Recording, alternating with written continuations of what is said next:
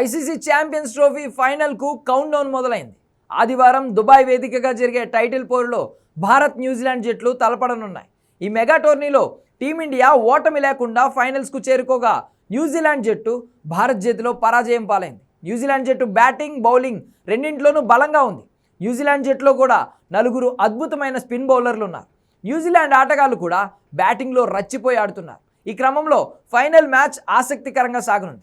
ఏ జట్టు ఫైనల్లో గెలుస్తుందో అంచనా వేయడం కొంచెం కష్టమే. అయినప్పటికీ భారత్ ఫేవరెట్గా బరిలోకి దిగుతుందని కొందరు అంచనా వేస్తున్నారు. ఈ నేపథ్యంలో ఫైనల్ ఎలా ఉంటుందో సిఎస్కే మాజీ క్రికెటర్ అంబటి రాయుడు అంచనా వేశారు.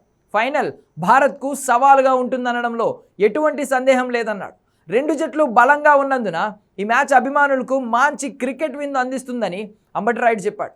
2 జట్లలోనూ మ్యాచ్ విన్నర్లు ఉన్నారని, కానీ న్యూజిలాండ్ జట్టులో 4 ఆటగాళ్లు మాత్రమే మ్యాచ్ విన్నర్లు అని చెప్పుకొచ్చాడు.